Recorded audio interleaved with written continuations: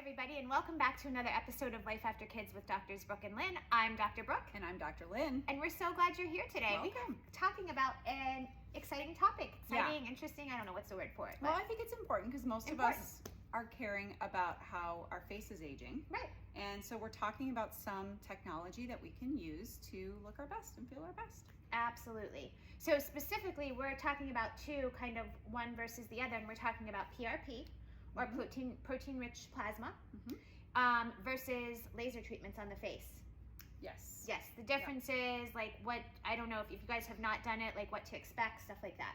And the reason we're talking about these two is they tend to be on the fairly conservative side. So we're not talking about injecting anything for them, which if that is your deal, no judgment. Yeah. Just personally, we love to do as much as we can to accentuate our face naturally. Yeah. Not to say I tend on the more experimental side of that. You do more than me. We've talked about this. So we're a good,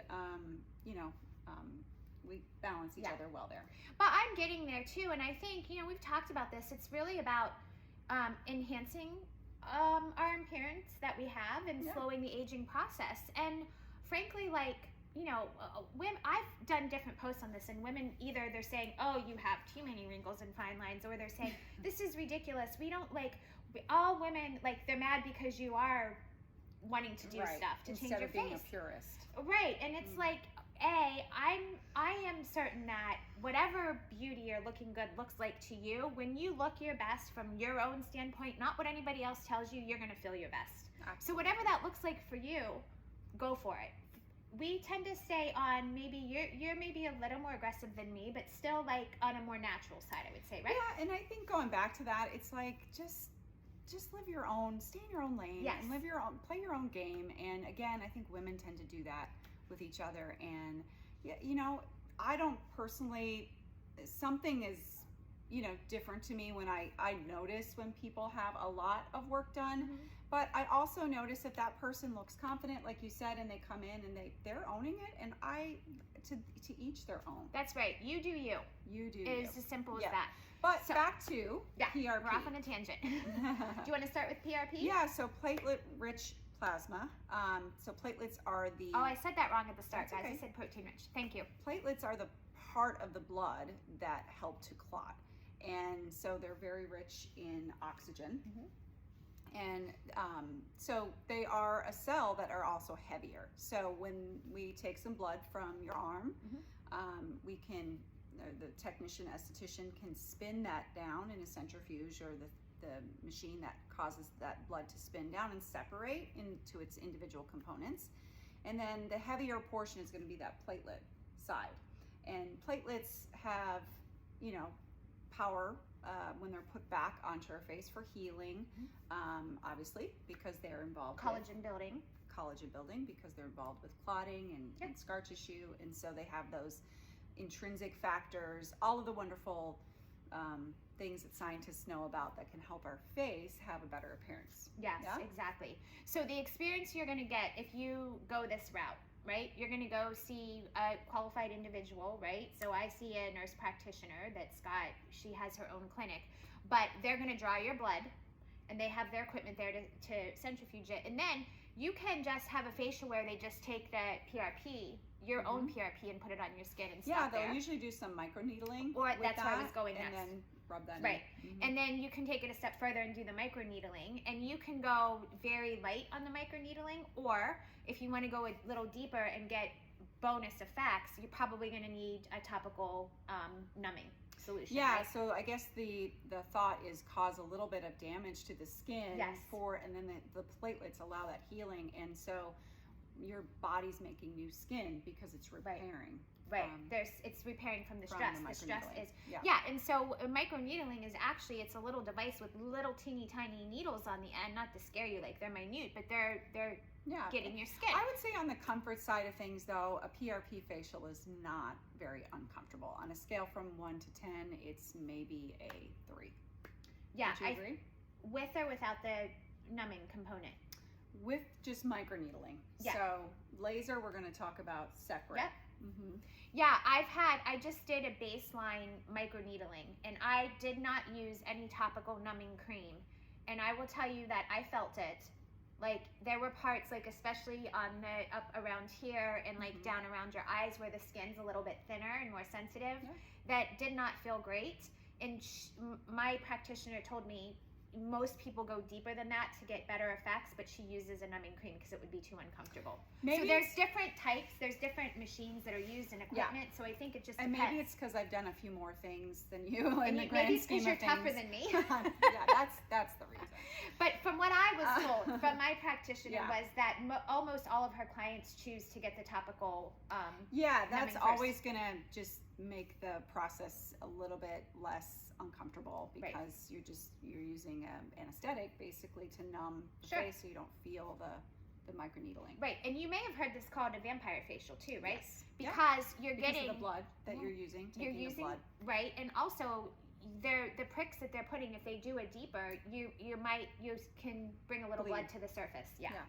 But the aftermath, let's talk about that, because this is not one where you need to stay out of the sun. You can pretty much go back about your business. I had maybe very slight redness afterwards, but I didn't have a lot of swelling or downtime or looking it's typically different. Something you can do on your lunch break and go right back to work. Yeah, and so for me, when I do mine, she just told me like that night, and I left and my skin felt really tight because they put the PRP and then it kind of dries, so it's there. And she says, leave that on overnight, don't wash your face, but next morning go right back to your normal routines, your makeup, whatever you're going to do. So very little downtime, very simple. Yeah. Okay. So let's talk about laser. Did you recently have a laser treatment? I did before I did the PRP with the microneedling. Okay. Yep. And so I think there's different types of lasers, so that's definitely something you want to have a conversation with your health professional, skin professional. Yep. I have had I think it's called thermage, which again, it's a laser that is going to cause some trauma to the skin. Yeah. And that is what I have had recently combined with PRP. So you can actually combine those laser treatments with the PRP. And the microneedling? All three? No, or just... I did not have microneedling. Okay, so you did the laser with PRP. Yeah. Interesting. Yeah. More painful. Think of like getting a tattoo removed. I think it's a similar technology where you're actually, stimulating the subcutaneous layer of fat. It can go pretty deep. It can go a little bit deeper. And, results are not immediate and you're going to have more downtime. However, in a month to 3 months, you will have newer, fresher, more, tighter. Yeah. Firmer skin, more firm. Because your body's rebuilding itself, right? It's going through trauma and then it's rebuilding, rebuilding new cells. So that's why it takes the time. This is something for sure that you need to stay out of the sun. Yes. Because you're almost taking off a layer, right? So you're very sensitive to the sun. The sun would be an additional stressor that you just don't want and you can pile onto your skin after it's been stressed. And you can sunburn much easier. So you need to be very mindful of that. And that depending on the laser that you have, you can have more swelling and more redness. This is probably not something that you're going to get it and go right back to work or go out that night. Yeah, day or two recovery. Depending on what you have done. Yeah, but so what would you say, because you've done more of this than me, I'm just kind of getting started, but do you think like from a standpoint of fine lines and wrinkles, are they both about the same? Do you like one more than the other? So I like laser. I've done this laser that I mentioned, the thermage. I've also done pulse light laser, the IPL, intense pulse light. And I actually prefer that one in terms of the results that I have seen. And it's a little bit more affordable. Okay. So that's something to keep in mind. So your skin professional, there's always new things coming out. And sometimes, not to say that they're selling you something, but just be aware that sometimes that basic technology works as well as some of the newer, they're add-ons. That's good advice. Yeah. So I just like a basic IPL. And I think that's my favorite in terms of just skin appearance. Okay. Yeah. So I feel like for me, and I'm just scratching the surface, I'm excited. Here's the other thing that we should mention is it's not just a one and done. Like it's like one every month or two for 3 cycles typically. IPLs are...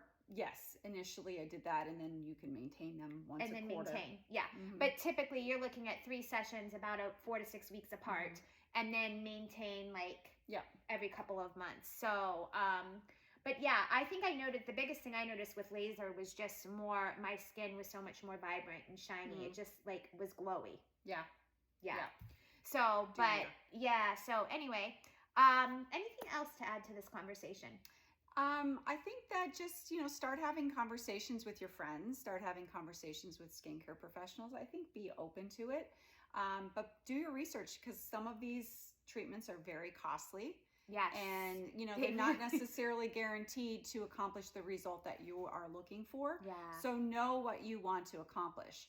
Because That's if really you smart. don't have, if it's really just the aging piece, then yes, you're going to do your PRP or your lasers. But if you are having blemishes or spots or colorations, that's going to be something totally different. Yeah. Like, and the chemical peel maybe side or IPLs could help with that. But know what you are trying to accomplish. That's really good advice. And be realistic about